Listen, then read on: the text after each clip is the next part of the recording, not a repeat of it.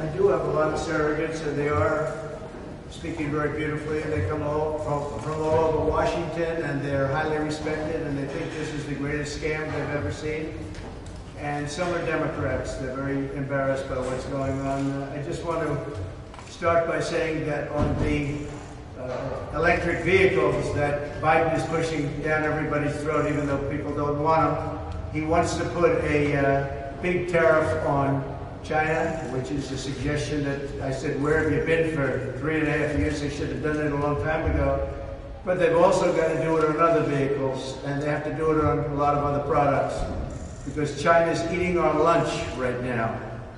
And they went away from what I was doing. They're eating our lunch, so they have to do it on much more than electric vehicles, and they have to get going fast, but it should have been done 3.5 years ago. I did it, I started. And then they started playing games, and it was very bad for the auto industry. In Michigan, the auto industry is doing very poorly because jobs are starting to leave.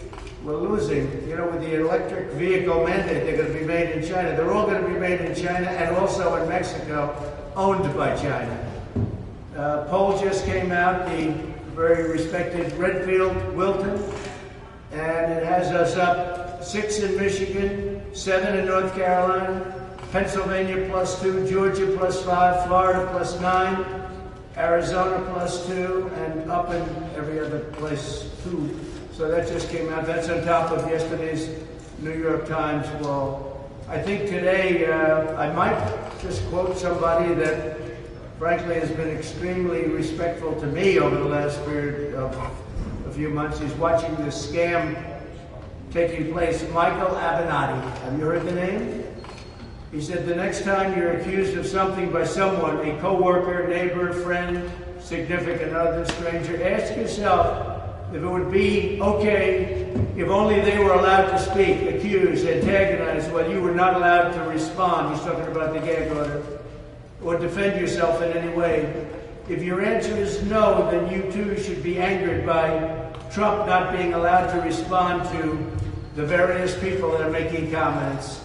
Now think of it. You ask me questions, I'm not allowed to respond. They're the easiest questions that could possibly be asked. Only a guy like Biden couldn't answer those questions because he's not there. You ready? So here's a couple of quotes. Mark Levin, great man, great legal talent.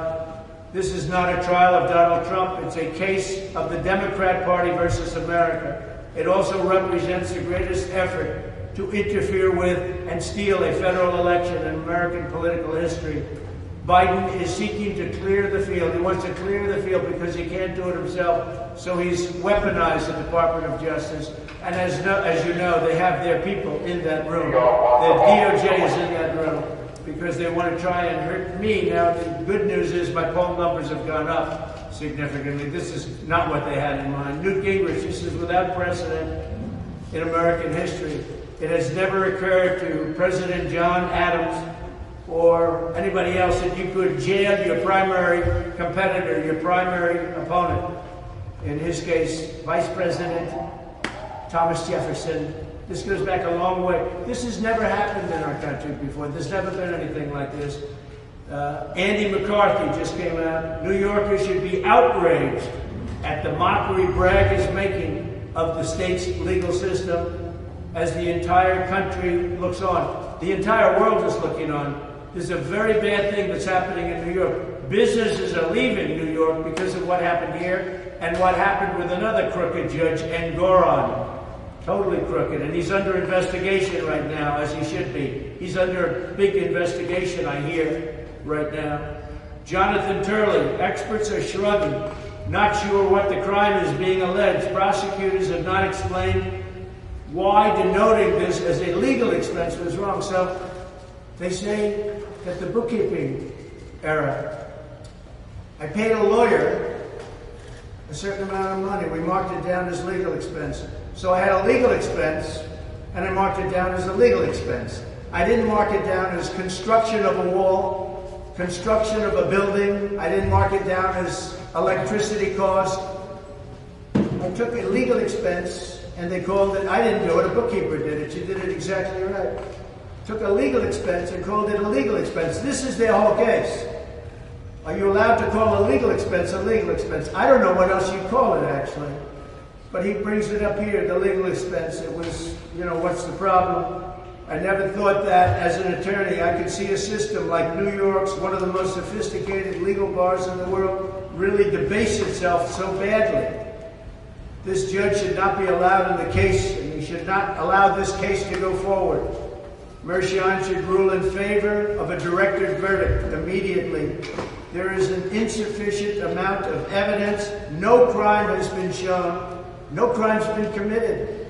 There's been no crime. Judge Janine Bureau, she talks here. This is, well, she's very excited here. He's a fool. He's not an experienced judge. So I'll make that one a little short. I don't want to insult anybody. Greg Jarrett, brilliant guy. Bragg's argument is legally flawed. The Federal Election Commission, FEC, determined there was no campaign finance violation. The Department of Justice agreed. No civil fine was levied or criminal charge rendered. Those two entities have exclusive authority over federal elections. The state has absolutely no authority, and the city, Bragg, has no authority. And Bragg never wanted to bring this case, in all fairness to him. He never wanted to bring this case. Not a local prosecutor such as Alvin Bragg should be involved in this case.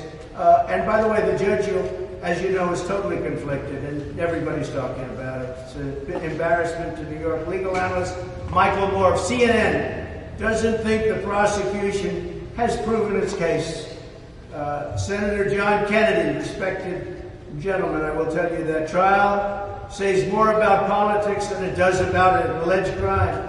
If you want to hide something from Bragg, you put it in the law book. Bringing in a fellow criminal trial, it hasn't proved to be a felony. There was no crime. Everybody's saying there's no crime. There is absolutely. But I've been here for almost 4 weeks in an icebox. I call it the icebox, listening to a judge who's totally corrupt and conflicted.